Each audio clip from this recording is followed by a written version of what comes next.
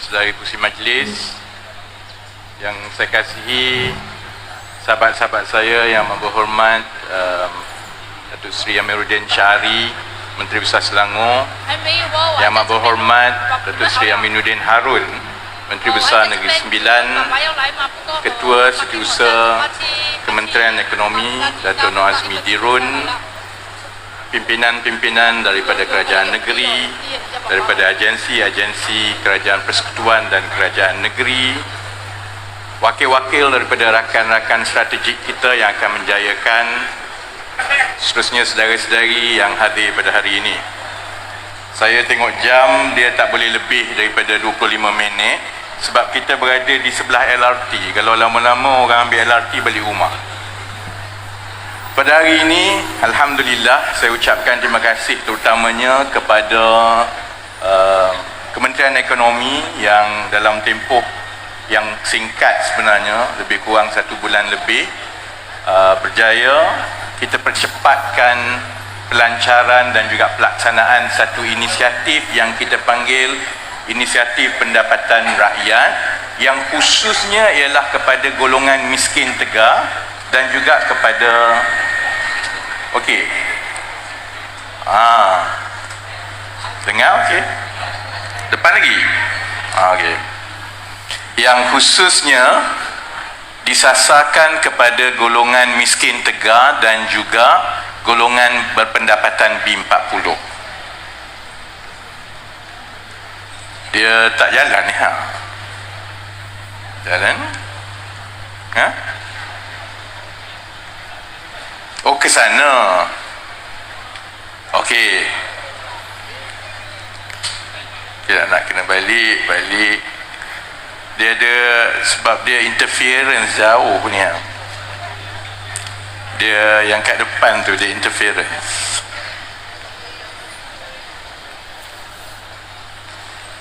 Okey. Ini nama dia selingan. Okey. Ini keadaan yang kita ada dalam negara kita. Kita ada setakat 31 Disember 2022, kita ada 126,372 isi rumah yang dikategorikan sebagai miskin tegar. Ramai yang mungkin kurang faham ataupun kurang arif bagaimana kita menentukan keluarga miskin tegar dalam sistem kerajaan kita. Mereka ini adalah yang dibawa ke pejabat daerah, kemudian disahkan oleh kerajaan tempatan dan juga pejabat daerah, kemudian mereka akan masuk dalam satu pangkalan data yang dipanggil e-kasih. Jadi dari semasa ke semasa, mereka yang berada di dalam senarai e-kasih ini dikategorikan sebagai miskin tegar, yang pendapatannya adalah sekitar RM1,900 ke bawah setiap bulan, mengikut garis kemiskinan miskin tegar kebangsaan. Pada masa yang sama, kita juga ada 2.91 juta isi rumah dalam kategori B40. Dan yang di bawah B40 ni, kadang-kadang mereka pun dengan mudah boleh jatuh ke dalam miskin tegar juga. Ada yang berada di luar pangkalan data, ada yang memang sudah berada di dalam pangkalan data.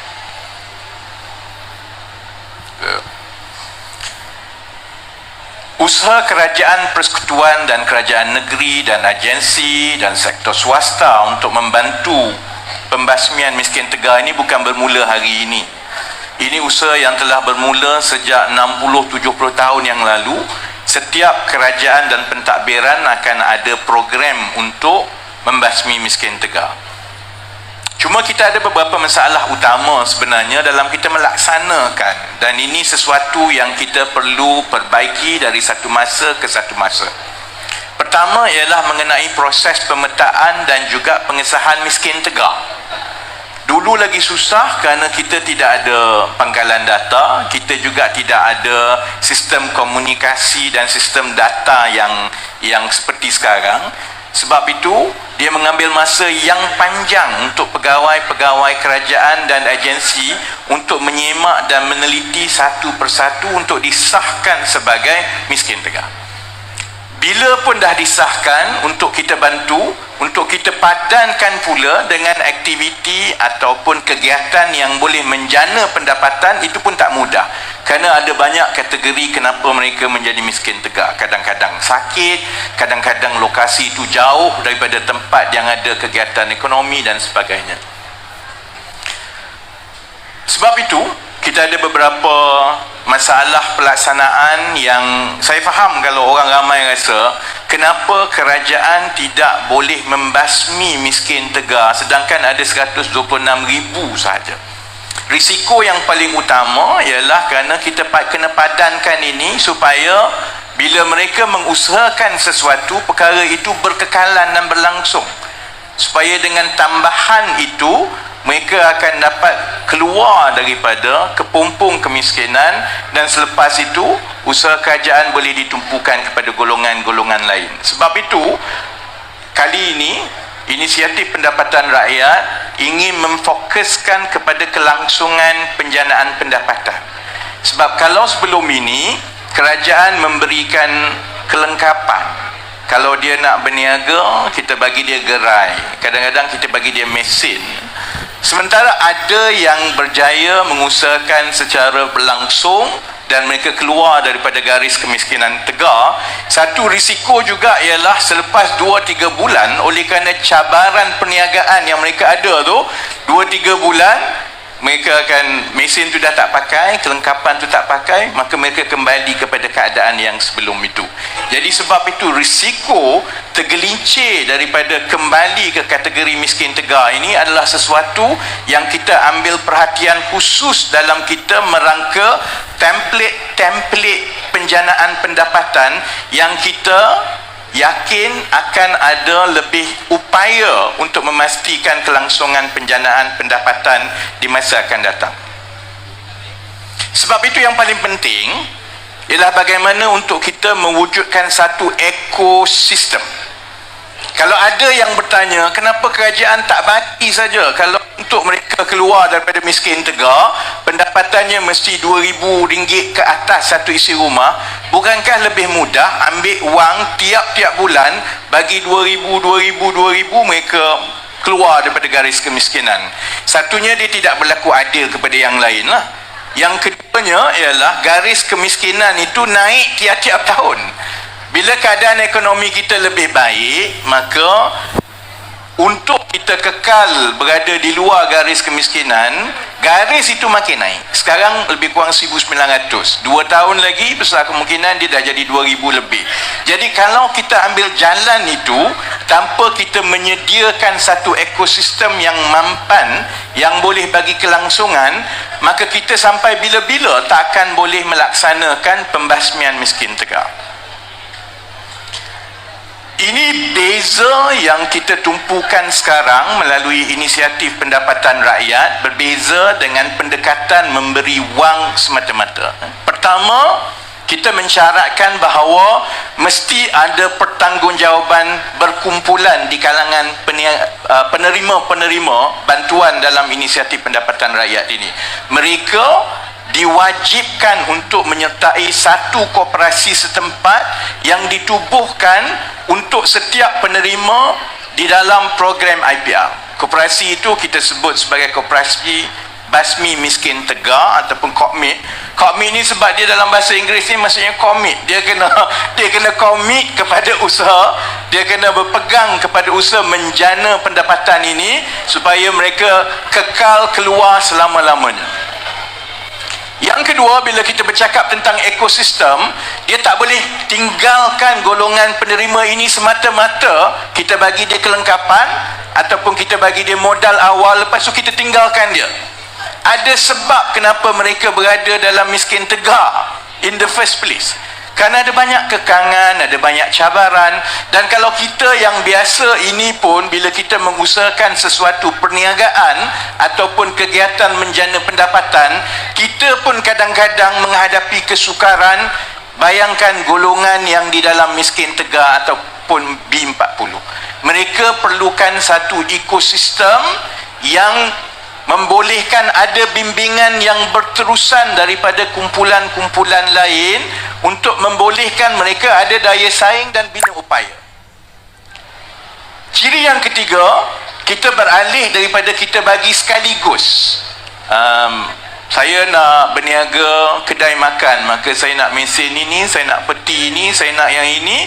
Sebelum ini selalunya kita bagi sekaligus, lepas itu mereka terpulanglah dia nak buat macam mana. Dia jadi, tak jadi. Sebab itu bantuan yang kita tumpukan melalui IPR ialah bantuan yang akan diberikan setiap bulan untuk tempoh kawal selia 24 bulan. Jumlah keseluruhan bantuan itu sudah tentu adalah sama ataupun lebih sebenarnya daripada yang pernah ditawarkan sebelum ini. Tetapi bezanya dia tidak akan dapat tunai untuk sekaligus, kerana setiap template penjanaan pendapatan itu dirangka untuk memastikan perbelanjaan besar itu disediakan oleh kerajaan, dan itu telah dimasukkan sebagai bantuan, sementara mereka mendapat bantuan tunai bulanan sementara menunggu perniagaan ataupun aktiviti penjanaan pendapatan itu betul-betul matang.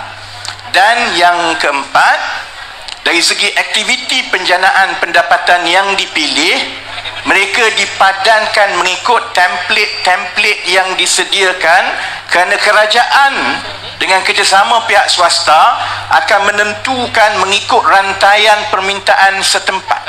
Kalau tidak, kita akan ada risiko yang dipanggil overcrowding ataupun tepu. Ada orang nak jual donat susu, dia tengok donat susu laku, lepas tu semua orang nak jual donat susu.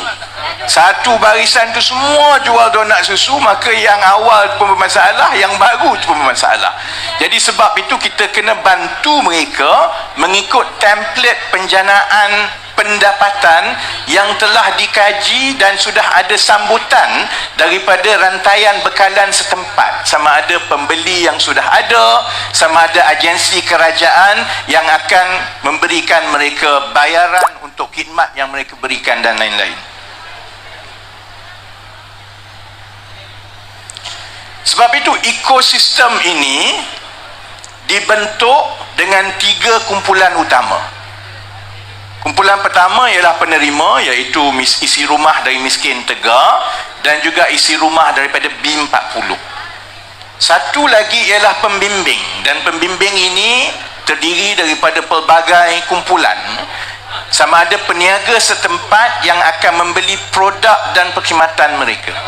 Kerana contohnya ada peniaga setempat yang sudah pun maju, tapi mereka ada masalah untuk mendapatkan bekalan-bekalan tertentu. Sekarang ini mereka terpaksa beli daripada luar. Memang menjadi manfaat kepada peniaga-peniaga setempat tadi untuk memastikan